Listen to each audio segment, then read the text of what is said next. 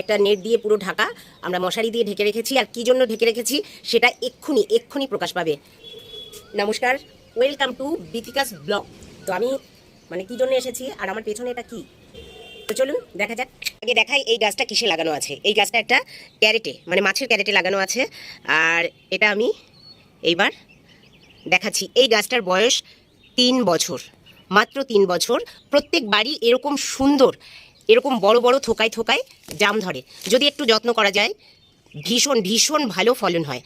তো আমরা তো অ্যাকচুয়ালি জাম কিনে খাই, কিন্তু এই যতদিন ধরে এই গাছটা লাগানো হয়েছে ততদিন থেকে আমরা কিন্তু একদমই জাম কিনে খাই না।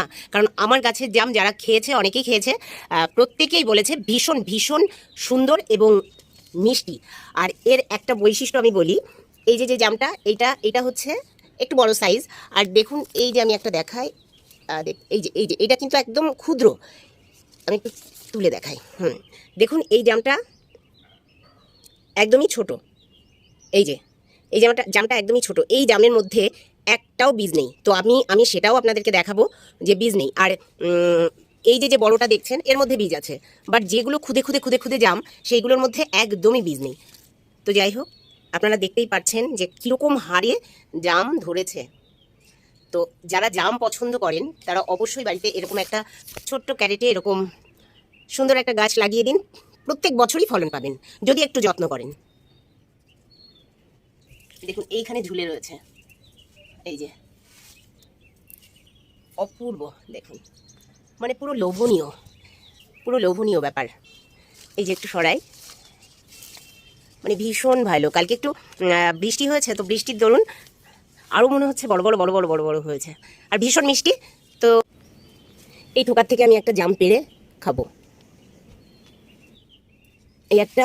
আর এই আমি কিন্তু মশারির মধ্যেই খেতে শুরু করছি। অসাধারণ।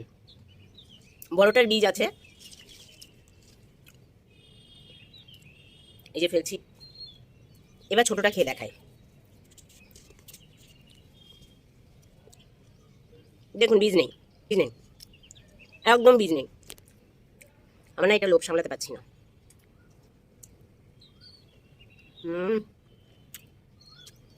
অসাধারণ।